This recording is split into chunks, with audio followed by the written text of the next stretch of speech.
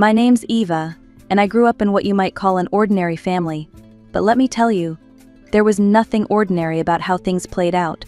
From the day I was born, I was the second fiddle in my parents' orchestra. My older brother, Tom, was their golden child, the apple of their eye. They had big dreams for him. He was going to take over our family's Chinese porcelain business and make it big. Me? I was just there. Tom got all the attention, all the praise, all the newest gadgets. Latest iPhone? Tom had it. Newest gaming console? Tom's. Cool party invitation? Tom's going. Me? I was lucky if I got Tom's hand-me-downs or a babysitter for the night. Now, don't get me wrong, I didn't hate my parents or even Tom. I just didn't understand them. They were always trying to be something they weren't: richer, smarter, more important. It was all about appearances with them. Eva, stand up straight, Mom would hiss at family gatherings. And for goodness sake, smile. What will people think? I'd plaster on a fake smile and count the minutes until I could escape to my room. The only bright spot in all this was my grandparents, Mom's parents. They lived in a cozy little house across town, and visiting them was like stepping into another world. With them, I felt seen, loved. It was the only place I felt I could truly be myself. When Tom graduated high school, it was a big to-do. My parents threw a lavish party, invited all their important friends, and announced proudly that Tom would be attending some fancy-pants college they'd handpicked for him. Our boy's going places, Dad boasted, clapping Tom on the back. He'll make the family proud. Tom went to college, and I stayed at home. It's been a few years, and I researched schools, picked out a program I was passionate about. All I had to do was tell my parents.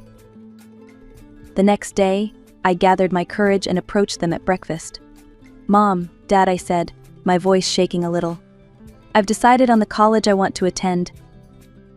They looked at me like I'd grown a second head. College, Dad scoffed. You? Mom laughed, a high, fake sound that set my teeth on edge. Oh, Eva, don't be silly.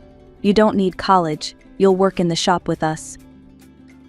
But I want to study, I started, but Dad cut me off. We're not wasting money on your education, he said firmly. That money's going towards Tom's new car. I stood there, shocked into silence. Then Mom delivered the final blow.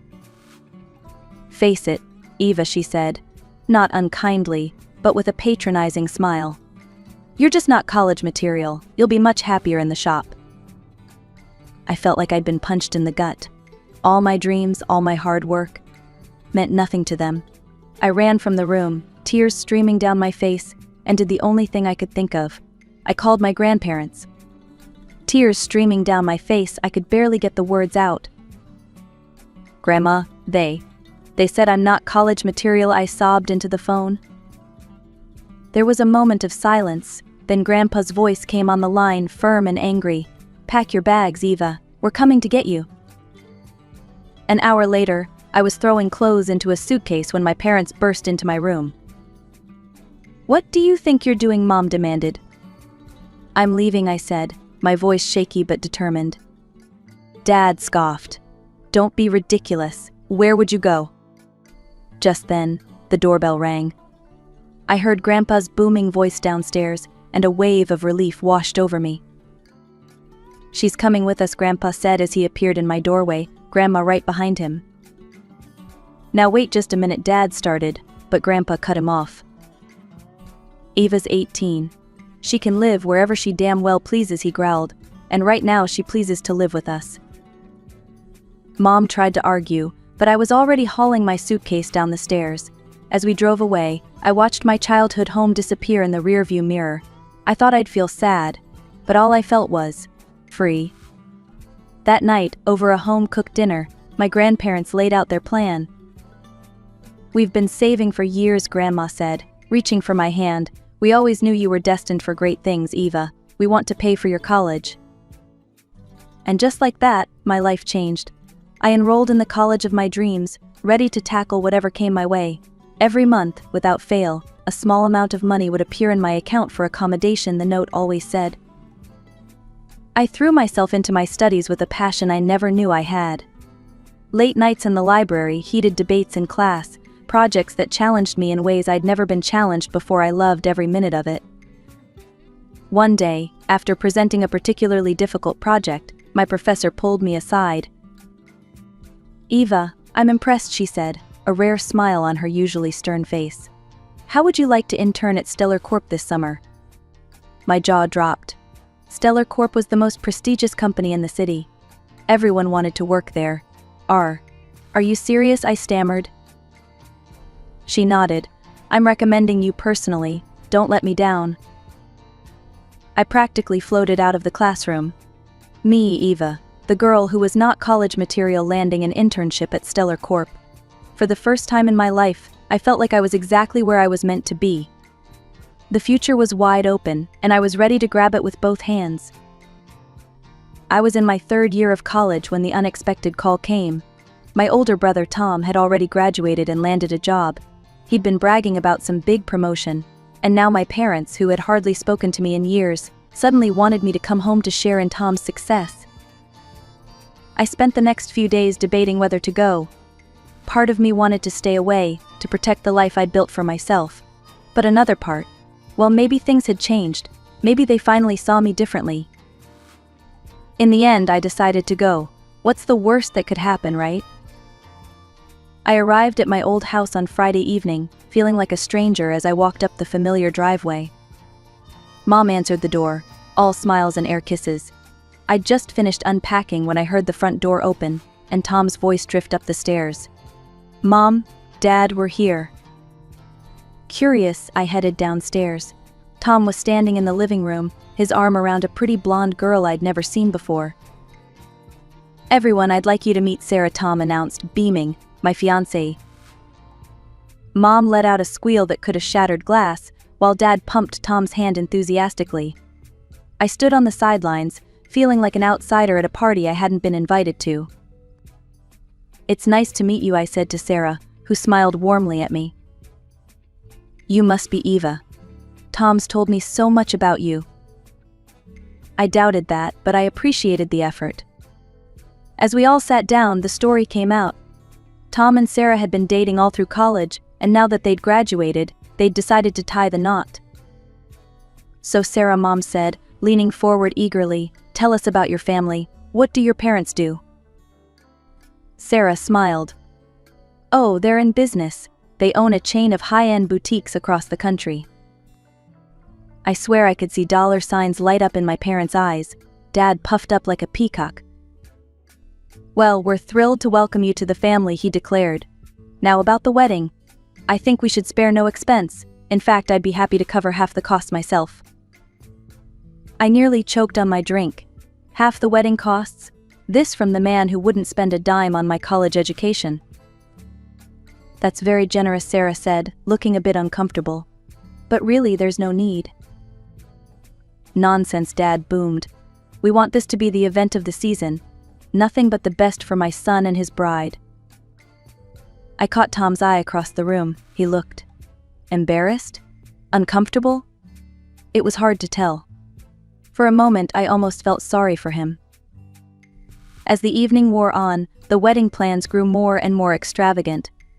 A 5-star venue, gourmet catering, designer dresses. My parents were going all out to impress Sarah's family.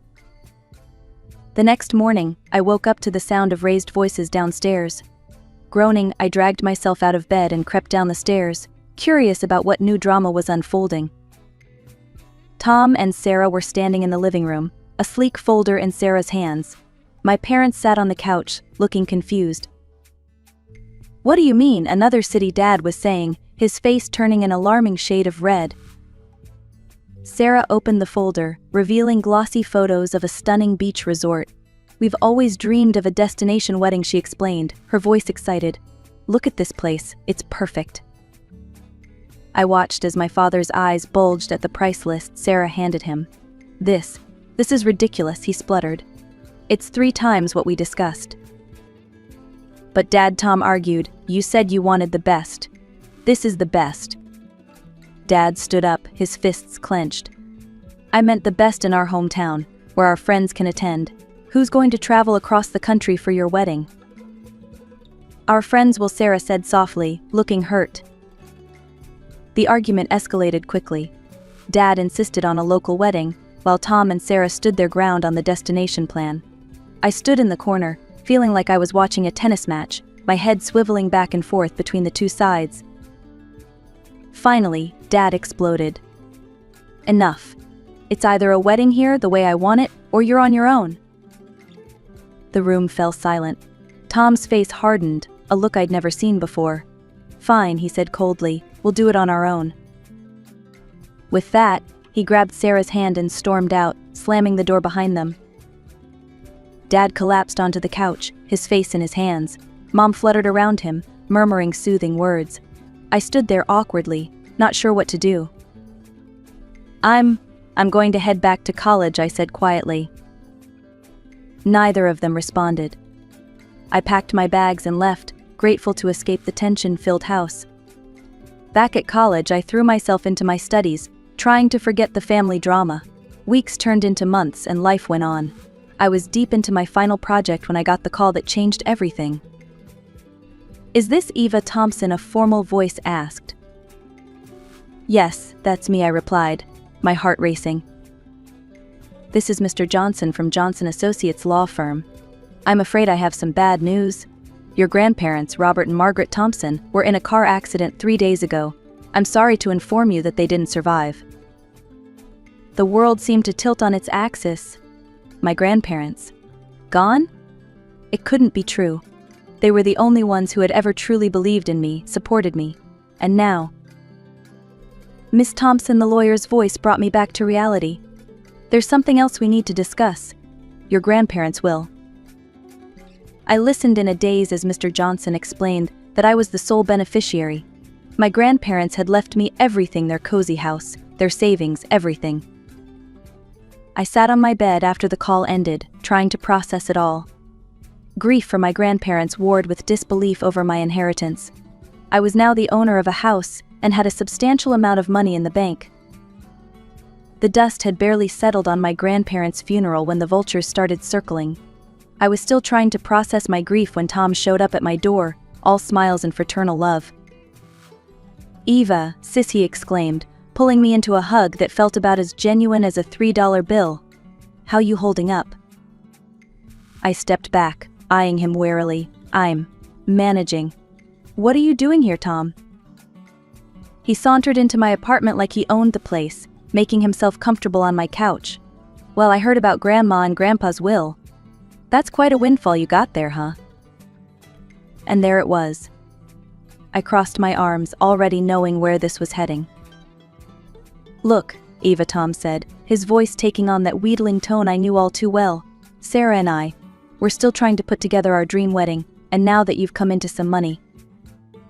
I cut him off. No, Tom, I'm not paying for your wedding. His face fell, then hardened. Come on, Eva. Don't be selfish. It's not like you earned that money. We all know you were just sucking up to them to get their money. The accusation hit me like a slap in the face. How dare you, I hissed.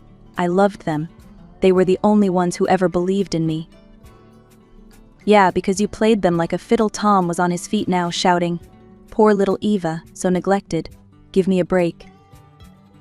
At least I'm not a spoiled brat who thinks the world owes him a fancy wedding, I shot back. We went back and forth, hurling accusations and old grievances at each other. Years of resentment and hurt came pouring out. By the time Tom stormed out, slamming the door behind him, I was shaking with anger and hurt. I thought that was the end of it. I was wrong. A few days later, my phone exploded with messages from relatives I hadn't heard from in years. Apparently my parents had been busy. How could you be so selfish, Eva? Your poor brother just wants a nice wedding. I always knew you were trouble. The messages went on and on. I called my parents, demanding an explanation. Well, what did you expect? Mom sniffed, refusing to help your own brother. It's shameful. You didn't want to pay for his ridiculous wedding either, I reminded her. That's different, Dad chimed in. We're his parents. You're just being greedy with your inheritance. I couldn't believe what I was hearing. Greedy? I worked my ass off in college while you two showered Tom with everything he wanted. Watch your language, young lady, Mom scolded. This is exactly why we always preferred Tom. He knows how to behave in polite society. Over the next few weeks, the family divide grew wider. Invitations to family events stopped coming. My cousins unfriended me on social media. It was like I'd been erased from the family tree overnight. At first it hurt. A lot. But as the days went by, I started to feel relieved. No more pretending, no more walking on eggshells, no more feeling like the family disappointment. I threw myself into my studies with renewed vigor. I had 1 semester left, and I was determined to graduate with honors. My grandparents had believed in me, had given me this amazing gift. I wasn't about to let them down. The day I graduated from college should have been one of the happiest of my life. Instead, I felt empty. There was no one in the audience cheering for me. No proud parents taking photos, no celebratory dinner afterwards. I collected my diploma and went home alone. The next few weeks were a blur of job applications and interviews. I was determined to make something of myself, to prove to everyone, especially myself, that I was worth something. Then, out of the blue, my phone buzzed with a message from Tom. I nearly dropped it in shock. Hey Eva, I know we haven't talked in a while, but I'm getting married next month. It would mean a lot if you could come. Call me. I stared at the message for a long time before finally hitting the call button. Eva, Tom's voice was hesitant. Thanks for calling. Look, I messed up. I've been thinking a lot about how I treated you, how we all treated you. I was a spoiled brat, and I'm sorry. I was stunned into silence. You're my sister, Eva, he continued. You and our whole family, you're important to me. I want everyone there for my big day. Please say you'll come. I felt a lump in my throat. I'll think about it, I managed to say before hanging up. The day of the wedding arrived, and I found myself standing outside an elegant hotel, clutching an expensive gift and feeling like I was about to walk into the lion's den. The venue was stunning. Flowers everywhere, crystal chandeliers, a string quartet playing softly in the corner. For a moment I felt underdressed in my simple cocktail dress. I spotted Tom across the room, looking dashing in his tuxedo. Taking a deep breath, I made my way over to him. Congratulations, I said, forcing a smile. Tom's face lit up. Eva, you came. He pulled me into a hug, and for a moment I let myself believe that everything might be okay. We chatted for a few minutes and I started to relax. Maybe this wouldn't be so bad after all.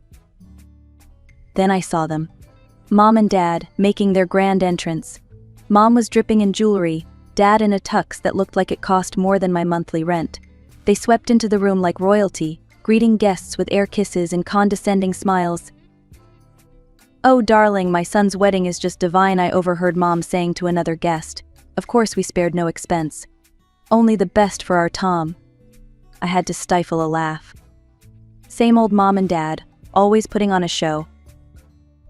As the evening wore on, I did my best to avoid them, sticking to the edges of the room and making small talk with distant relatives who didn't seem to remember our falling out. But I couldn't shake the feeling that something was off. The way Mom kept glancing at me, the hushed conversations that stopped when I walked by. It was like waiting for the other shoe to drop. The evening was in full swing when Dad clinked his glass, calling for everyone's attention. It's time for the family toast, he announced, beaming with pride. My stomach dropped. I hadn't prepared anything, but before I could protest, Mom was dragging me towards the stage. I stumbled after my parents, feeling like a lamb being led to slaughter. Dad started the speech, his voice thick with emotion. Tom, Sarah, we couldn't be prouder. Your love is an inspiration to us all. Mom chimed in. We've always been a close-knit family, supporting each other through thick and thin. I stood there, trying to keep a neutral expression, wondering what alternate reality they were living in. Then Dad dropped the bomb. In fact, we loved Tom so much that we took out a substantial loan to pay for this beautiful wedding. Wait, what? I thought they'd refuse to pay for the destination wedding. But Dad wasn't finished. Of course we won't be paying back that loan ourselves. No, our wonderful daughter Eva has generously offered to cover it. The world seemed to tilt on its axis. I felt all the blood drain from my face as every eye in the room turned to me. What? I stammered, my voice echoing through the microphone. There must be some mistake. I never agreed to that. Mom's hand clamped down on my arm, her fingernails digging into my skin. Smile and agree, dear, she hissed through clenched teeth. But I was done playing along. I wrenched my arm free and stepped up to the microphone. I'm sorry, but this is the first I'm hearing about any loan. I never agreed to pay for Tom's wedding. The room erupted into shocked whispers. I saw Tom and Sarah exchanging panicked glances. Eva, darling, Mom said, her voice sickly sweet as she tried to salvage the situation. Don't be modest. We all know how generous you are with your inheritance. That was the last straw. Generous? You mean the inheritance you all tried to guilt me out of? The one you said I didn't deserve. Dad tried to grab the microphone, but I held on tight. I'm sorry, but I won't be paying for this wedding. I wasn't even consulted about it. You ungrateful little bastard, Dad snarled, forgetting the microphone was still on. His words echoed through the ballroom, causing several guests to gasp. Mom's carefully cultivated mask of politeness crumbled. We should have thrown you out on the street years ago. You're worthless, you hear me? Worthless. I stood there, shock and hurt warring inside me. Then, a calm settled over me. Without another word, I handed the microphone to the wide-eyed DJ and walked off the stage. As I made my way through the stunned crowd, I heard my parents' voices behind me, alternating between apologies to the guests and more insults hurled at my back. I made it to my car before the tears started. As I drove home, my phone exploded with messages, some supportive, most accusatory. I blocked them all. At home, I double-locked the door and sank to the floor, my mind reeling. Had this all been a setup? Had Tom's apology just been a ploy to get me to pay for his wedding? I felt sick, betrayed, angry, but underneath it all, there was a small spark of relief. The mask had finally come off. There was no more pretending, no more hoping for a family that clearly didn't want me. I woke up the next morning feeling like I'd been hit by a truck. My eyes were puffy from crying, and my head pounded with the mother of all headaches. I was contemplating spending the entire day in bed when there was a knock at the door. Peering through the peephole, I was shocked to see Tom standing there, looking as rough as I felt. Eva, please, he called through the door. I've been trying to reach you all night. Can we talk? Part of me wanted to tell him to go to hell, but curiosity won out. I opened the door a crack, eyeing him warily. What do you want, Tom? He held up his hands in surrender, to apologize, and explain. Please, can I come in? Against my better judgment, I let him in. We sat at my small kitchen table, 2 cups of coffee between us like a peace offering. I swear to you, Eva, I had no idea about Mom and Dad's plan, Tom began, his voice thick with emotion. When you stormed out, I confronted them. It was ugly. I snorted. Yeah, I bet. No, you don't understand, Tom insisted. Sarah and I, we never asked them for money. We were paying for the wedding ourselves. This whole loan thing, it was all their idea. They wanted to look good in front of Sarah's family. I felt a weight lift off my chest. So you didn't set you up? God, no, Eva. I meant what I said before the wedding. I want to make things right between us. As Tom talked, I saw a side of him I'd never seen before. He told me about how Sarah had opened his eyes to how dysfunctional our family was, how her parents treated their children with love and respect, not as pawns in some social climbing game. Sarah's parents are loaded, Tom said with a wry smile. But you'd never know it. They're the most down-to-earth people I've ever met. When they heard what happened, they offered to pay off Mom and Dad's loan. What? No, they can't do that, I protested. Tom held up a hand. Don't worry, I'm going to pay them back, every cent. But they wanted to do this for us, to give us a chance to start fresh without Mom and Dad's drama hanging over our heads. I felt tears welling up in my eyes, but for once they weren't tears of frustration or anger. So what now, I asked. Tom reached across the table and took my hand. Now we start over. As a real family. Sarah and I want you in our lives, Eva. No strings attached. We talked for hours, really talked, for what felt like the first time in our lives. By the time Tom left, I felt like I'd gotten my brother back. The next few months were a whirlwind. I landed a job at a marketing firm, throwing myself into work with a passion I never knew I had. Tom and Sarah became regular fixtures in my life, dropping by for dinner or movie nights. One sunny afternoon, Tom and Sarah showed up at my door with matching grins. "We have news," Sarah said, practically bouncing with excitement. "You're going to be an aunt." I squealed and pulled them both into a hug. As we celebrated, I couldn't help but marvel at how much had changed.